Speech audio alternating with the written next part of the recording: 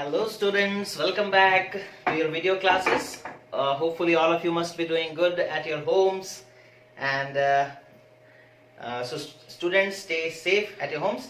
Right, we were studying physics. We have already started our first chapter, that is motion, and today we will continue with our topic. तो last class में बच्चों हम लोगों ने पढ़ा था speed और वेलोसिटी क्या होता है और उनके बीच में डिफरेंसेस क्या क्या होते हैं, है ना।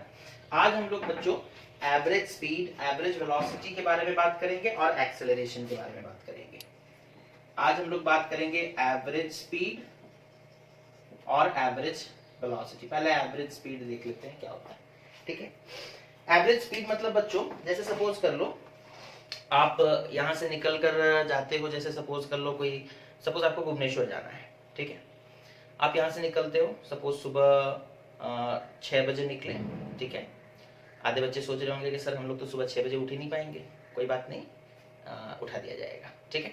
तो सुबह 6 बजे सपोज कर लो आप लोग निकलते हो और यहाँ से सपोज गढ़गांव पहले गए और गढ़गांव में सपोज कर लो आप 7 बजे पहुंचे।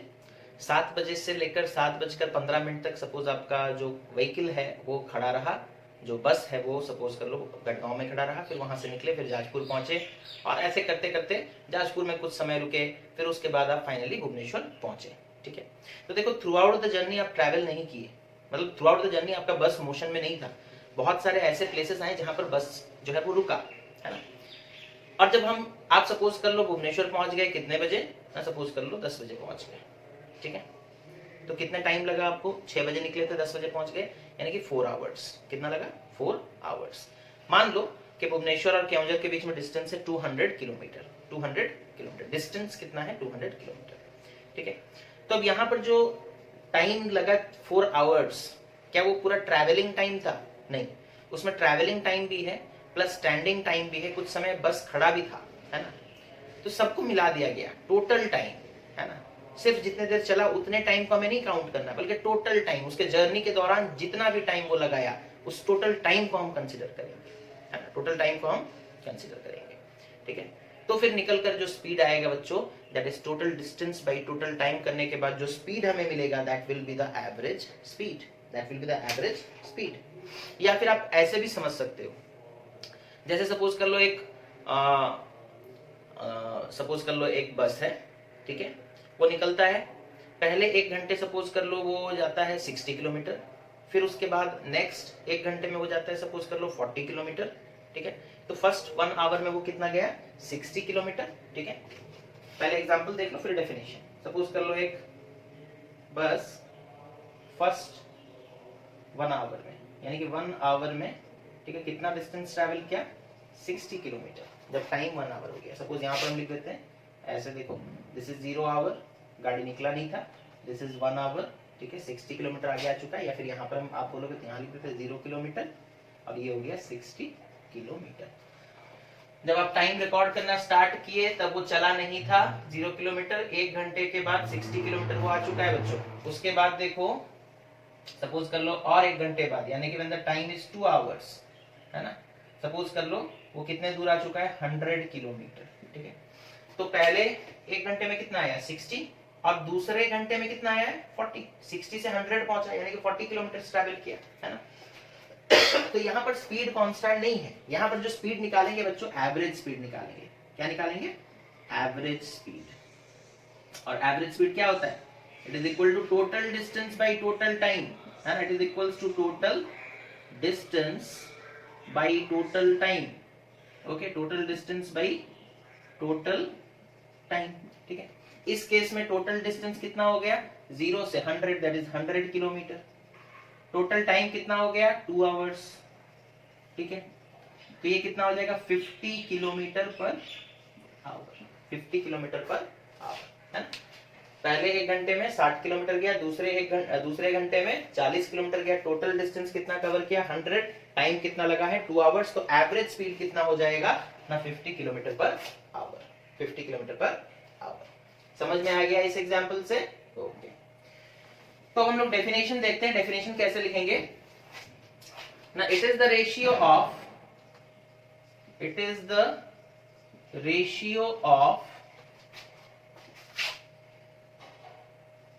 total distance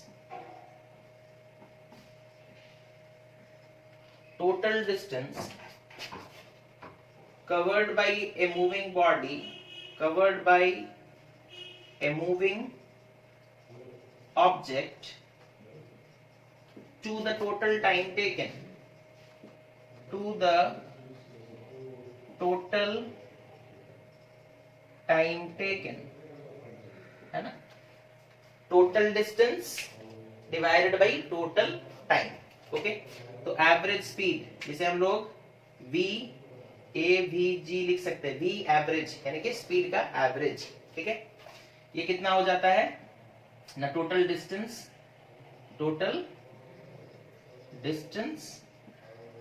by total time, ठीक है, बाई टोटल टाइम. ओके, समझ में आया?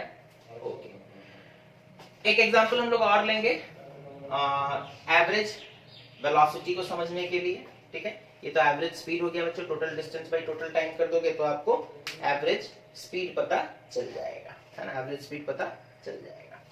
Okay, formula total distance by total time है. ठीक है, ये मिटा दे. ओके, एक एग्जांपल लेते हैं और एक एग्जांपल एवरेज स्पीड का, है ना. सपोज कर लो हमें बोला कि a car moves at a speed of 50 km per hour. A car moves at a speed of 50 km per hour for 3 hours, and then it moves, फिर उस कार ने अपना स्पीड बढ़ाया, and then it moves at a speed of, sorry घटाया, suppose moves at a speed of 30 km per hour, okay, for 3 hours. Find the average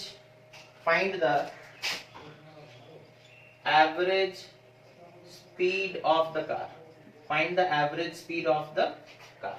ठीक है, वो क्या कह रहा है देखो, 3 घंटे, ठीक है, 3 घंटे वो चला है. ठीक है, 3 आवर्स तक वो कितने स्पीड में चला है, 50 किलोमीटर पर आवर की स्पीड में चला है. ठीक है, फिर 3 घंटे और वो कितने स्पीड में चला है, 30 किलोमीटर पर आवर की स्पीड में चला है, और हमसे पूछा है कि एवरेज स्पीड निकालो, है ना. तो एवरेज स्पीड का फॉर्मूला क्या होता है, total distance by total time, है ना. अब यहां तो डिस्टेंस नहीं दिया है बच्चों, यहां तो स्पीड दिया है, टाइम दिया है, स्पीड दिया है, टाइम दिया है ना. लेकिन ये जो पहला सिचुएशन है इसमें वो बोल रहा है कि 3 घंटे तक 50 किलोमीटर पर आवर की रफ्तार से चला है. तो 3 घंटे में वो डिस्टेंस कितना कवर किया होगा, distance covered will be equal to distance कैसे निकालते, speed into time, that is 50 into 3, 150 kilometre. अच्छा, यहां पर जो डिस्टेंस कवर्ड होगा वो कितना हो जाएगा, 30 into 3, that is 90 kilometre per our, sorry 90 kilometre. Total distance कितना हो गया, 150 प्लस 90, दैट इज 240. समझ में आ रहा है? तो डिस्टेंस अलग अलग से निकालेंगे, बाद में ऐड करेंगे, फॉर्मूला हमारा यही रहेगा. दैट इज टोटल डिस्टेंस कितना हो गया, 240 डिवाइडेड बाई 240 किलोमीटर. टाइम कितना लगा है total, 3 hour plus 3 hour, that is 6 hour. तो कितना हो गया, 40 kilometre per hour, 40 kilometre per hour. 240 divided by 6 is 40 kilometre per hour. समझ में आ गया? तो इस तरीके से भी आपको एवरेज स्पीड निकालने के क्वेश्चंस दिए जा सकते हैं. समझ में आया?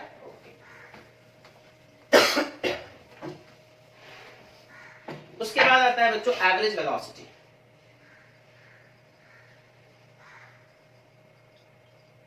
शायद नहीं दिख रहा होगा.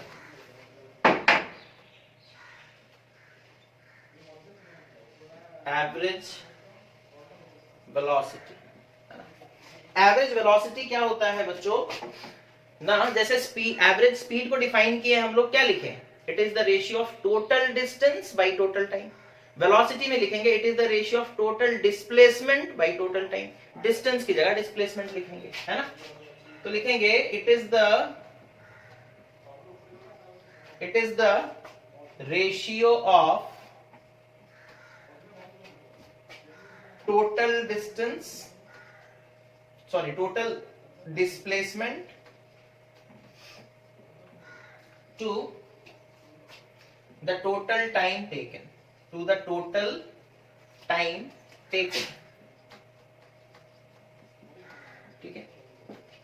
तो ये होता है रेशियो किसका, डिस्प्लेसमेंट और टोटल टाइम का, डिस्प्लेसमेंट एंड टोटल टाइम का, ओके।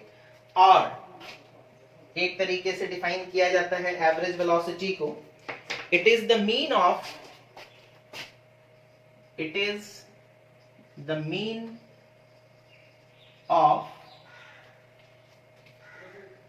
the initial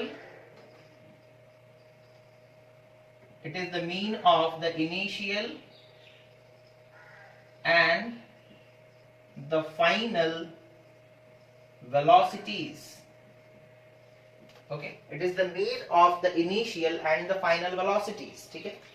कभी कभी क्वेश्चन में हमें बोल देता है कि एक बॉडी निकला इतने वेलोसिटी के साथ और जब वो पहुंचा फाइनल वेलोसिटी इतना था, तो मीन कितना होगा, एवरेज कितना होगा ना, इनिशियल वेलोसिटी कितना दिया है plus final velocity divided by 2, mean निकाल देना। हम बोलेंगे 5 और सपोज 7, इन दोनों का मीन कितना होगा, आप बोलोगे 5 + 7 डिवाइडेड बाय 2। एवरेज कैसे निकालते हैं, ऐड कर दिए divided by sum of numbers divided by number of numbers, sum कर दिए डिवाइडेड बाय कितने नंबर से, 2 नंबर, तो डिवाइडेड बाय 2। उसी तरीके से कभी कभी हमेशा ये पॉसिबल नहीं होगा, है ना, इसी के लिए हम बोल रहे हैं it is a special case, है ना। जब दिया गया होगा क्वेश्चन उस हिसाब से, तब आप उस हिसाब से सॉल्व करोगे, है ना, तब आप उस हिसाब से सॉल्व करोगे, ओके। और नोट कर लो एक पॉइंट को, the average velocity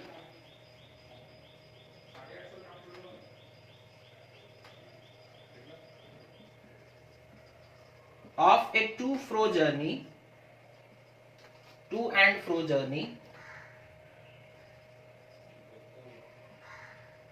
and fro journey is always 0, ठीक है।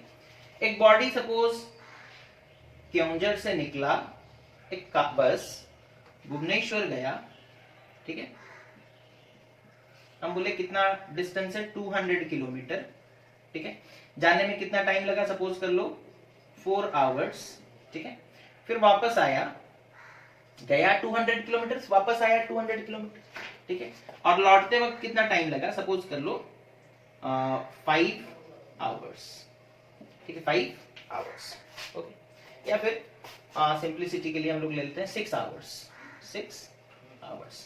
अब इस सिचुएशन में बच्चों हम आपसे बोलेंगे फाइंड, ये टू एंड फ्रो जर्नी है, गया और वापस आया, फॉरवर्ड एंड बैकवर्ड जर्नी भी बोल सकते हो, टू एंड फ्रो जर्नी भी बोल सकते हो, एक जगह से निकलना दूसरी जगह जाना और वापस वहीं आ जाना जहां से निकला था, ठीक है, तो उसे टू एंड फ्रो जर्नी कहते हैं। यहां पर देखो क्योंझर से भुवनेश्वर गया, हम बोलेंगे फाइंड एवरेज स्पीड निकालिए और एवरेज वेलोसिटी निकालिए, ठीक है। एवरेज स्पीड निकालिए और एवरेज वेलोसिटी निकालिए। एवरेज स्पीड का फॉर्मूला क्या है ना, total distance by total time, है ना। टोटल डिस्टेंस कितना है देख लो बच्चों, क्योंझर से भुवनेश्वर गया 200 किलोमीटर, वापस आया 200 किलोमीटर, तो हो गया कितना 400 किलोमीटर, ठीक है। अच्छा, जाने में 4 आवर्स, वापस आने में 6 आवर, तो टोटल टाइम कितना हो गया 10 आवर्स, तो divided by 10, that is 40 kilometre per our. Average speed कितना निकल कर आया है, 40 किलोमीटर पर आवर। अब यहां हम आपसे पूछेंगे एवरेज वेलोसिटी बताओ, तो एवरेज वेलोसिटी क्या होता है, average velocity is equals to total displacement, total difference देखो दोनों के बीच में क्या आ रहा है, total displacement by total time, है ना। टोटल डिस्प्लेसमेंट कितना है, क्योंझर से निकला वापस क्योंझर ही आ गया, है ना। हम इस मार्कर को अपने हाथ से ऐसे उठाए और वापस हाथ में ले आए, फिर बोलेंगे क्या ये डिस्प्लेस हुआ? नहीं हुआ, वो तो वापस अपनी जगह पर आ गया, है ना। उसी तरीके से एक बस अपने सपोज क्योंझर से निकलता है और वापस उसी जगह पर आकर पहुंच जाता है जहां से वो निकला था, तो डिस्प्लेसमेंट विल बी 0। तो 0 बाई टाइम कितना है 10, which is equals to 0 kilometre per hour, है। तो यहाँ पर देखो एवरेज वेलोसिटी कितना आ रहा है बच्चों, बहुत इंपॉर्टेंट है। एवरेज वेलोसिटी कितना आ रहा है? 0 आ रहा है। कितना आ रहा है? 0 आ रहा है। जैसे average velocity of a to and fro journey is 0, circular path में अगर कोई ऑब्जेक्ट घूम रहा है, जहां से निकला वापस वहीं आ गया, तब भी एवरेज वेलोसिटी 0 हो जाएगा। एवरेज स्पीड 0 कभी नहीं होता, किसका? मूविंग ऑब्जेक्ट का, लेकिन एवरेज वेलोसिटी 0 हो सकता है ना, 0 हो सकता है। तो average speed of a moving body is never 0, but the average velocity of a moving body can be 0. Okay, not always, but it can be 0.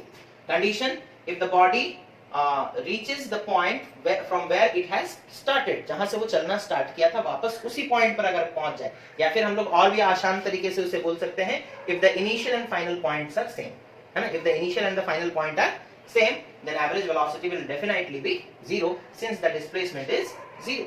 Okay. अच्छा, अब उसके बाद ये वाला जो डेफिनेशन है total displacement by total time वाला, कहानी समझ में आ गया आपको। अब ये वाला देख लेते हैं, है ना। इसका मतलब क्या है, इससे रिलेटेड क्वेश्चंस कैसे आते हैं और हमें कैसे सॉल्व करने हैं। इससे रिलेटेड जब क्वेश्चन आएगा, हमें बोलेगा, सपोज कर लो एक क्वेश्चन दिया है, an object is moving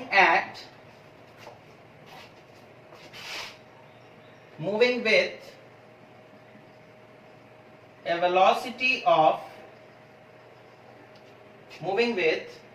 velocity of 5 kilometre, 5 kilometre बहुत छोटा होता है, 5 meter per second towards east. Okay, an object is moving with a velocity of 5 meter per second towards east.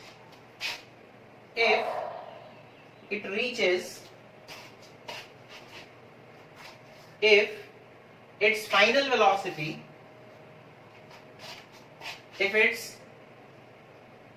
velocity while crossing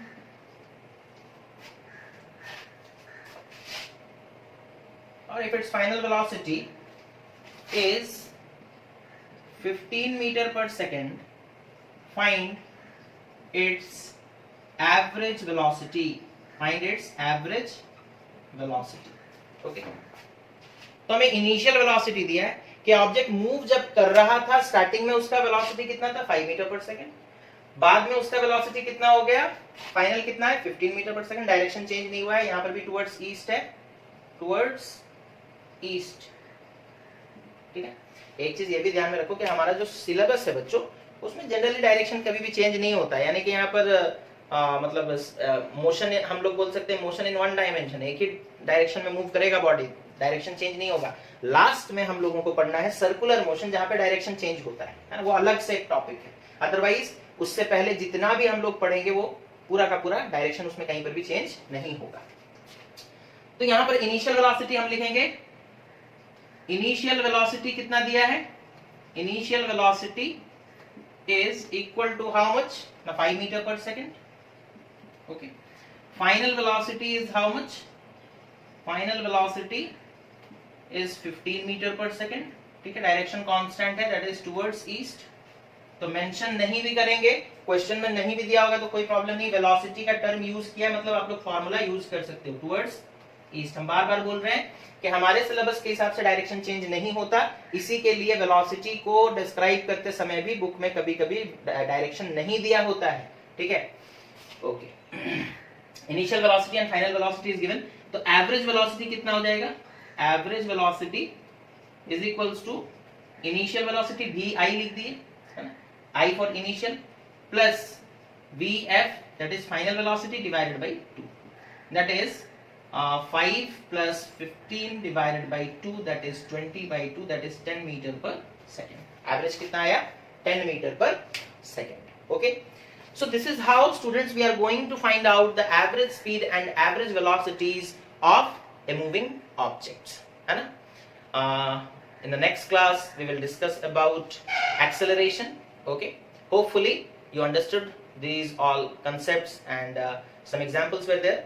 The homework will be you have to solve all the in-text questions which are there in your NCERT, okay, as well as all the questions related to up to what we have taught, okay, or up to what we have studied.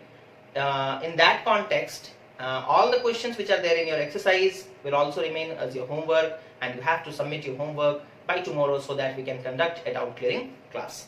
Thank you for watching. Have a nice day.